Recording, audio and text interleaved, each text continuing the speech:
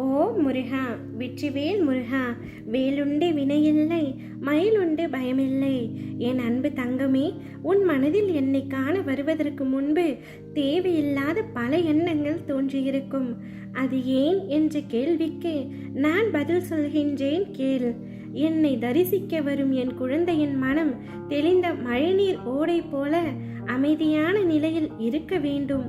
எந்த விதமான சஞ்சலமும் இல்லாமல் மனம் வெற்றிடமாக இருக்க வேண்டும். ஏனென்றால் எண்ணங்கள் தான் வார்த்தைகளாகின்றன, வார்த்தைகள்தான் செயல்களின் முகவுரையாகின்றன, செயல்கள்தான் நடத்தை முறைகளாகின்றன, பின் அவையே வாழ்க்கையினை தீர்மானிக்கின்றன. புரியவில்லையா தங்கமே?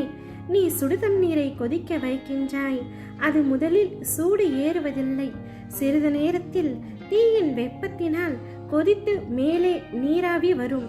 அதன் மூலம்தான் தண்ணீர் கொதித்து விட்டது என்று நீ தீர்மானிக்கின்றாய். அதுபோலத்தான் நீ என் இடத்திற்கு வருவதற்கு முன்பு உன் மனம் கொதிப்படைந்து உள்ளதாய் இருக்கும். அதை போக்கி உனக்கு ஒரு தெளிவான மன அமைதியுடன் என்னை தரிசிக்க நான் அவ்வாறு செய்தேன். முட்களை தொடாமல் ரோஜாவினை பறிப்பது கடினம். பிரச்சனைகள் இல்லாத வாழ்வு இங்கு யாருக்குமே கிடையாது.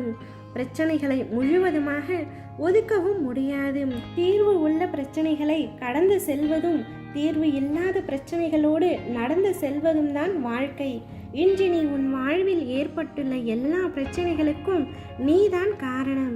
யோசிக்காமல் செய்யும் செயலினால் உனக்கு எவ்வளவு பிரச்சனைகள்.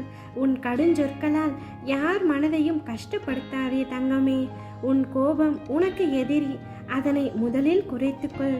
இந்த ஜென்மம்தான் மனித பிறவி. அடுத்த ஜென்மம் என்ன என்பது உனக்கு தெரியாது. எல்லோரிடமும் அன்பாக நடந்து கொள். நாம் வாழும் காலம் சில காலம்தான். எதற்கு போட்டி பொறாமை?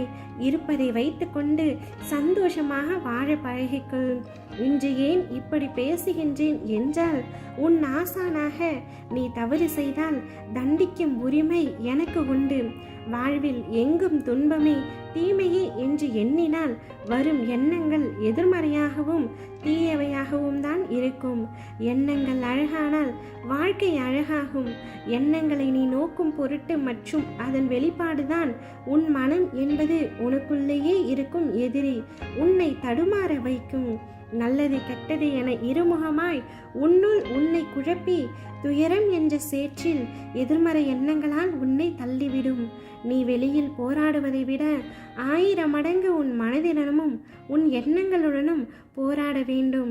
உன் சிந்தனைகளும் எண்ணங்களும் நேர்மறையாக இருக்க வேண்டும். அதற்கு நல்லது கெட்டது என இரண்டையும் நீ சந்திக்க வேண்டும்.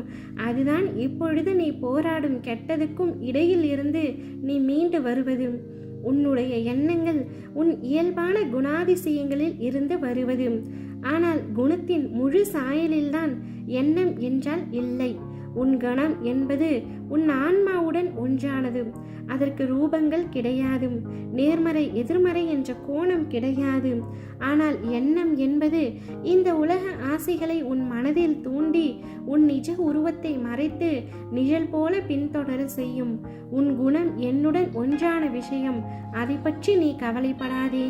நான் உன்னுடைய எண்ணத்தை நெறிப்படுத்தி அழகாக்குவேன். உன் எதிர்மறையை எதிர்கொண்டு எப்படி நேர்மறையான எண்ணங்கள் உருவாக்க வேண்டும் என்பதை நான் கூறுகின்றேன். உன்மேல் படர்ந்து உள்ள எதிர்மறையை வேரோடு பிடுங்கி தூக்கி எறி. வெற்றிகளை கொண்டு தருவேன். இது உன் உயிரான அப்பாவின் வாக்கு. என் குழந்தைக்கு கொடுத்த வாக்கை காப்பாற்ற உன் முருகன் என்ன வேண்டுமானாலும் செய்வேன். அதை மட்டும் மனதில் வை. இனி ஒரு பொழுதும் உன் கண்கள் கலங்குவதை நான் அனுமதிக்க மாட்டேன். என் பிள்ளையாகிய நீ எப்பொழுதும் சந்தோஷமாக இருக்க வேண்டும். இன்னும் சில நிமிடத்தில் உன்னுடைய வாழ்க்கையில் பல மாற்றங்கள் நிகழப் போகின்றது. அவை யாவும் என் அனுமதி இல்லாமல் நடைபெறவில்லை. அனைத்தும் என் அனுமதியோடு நடக்கின்றன. எக்காரணம் கொண்டும் மாற்றங்கள் நிகழ்வதைக் கண்டு பயப்படாதே. அனைத்தும் என்னால் நடந்ததே. உன்னுடைய கஷ்ட காலங்கள் அனைத்தும் முடிய போகின்றது. கண்ட கனவுகள் அனைத்தும் பலிக்க போகின்றது. சந்தோஷமாக இரு தங்கமே. ஓம் முருகா, வெற்றிவேல் முருகா.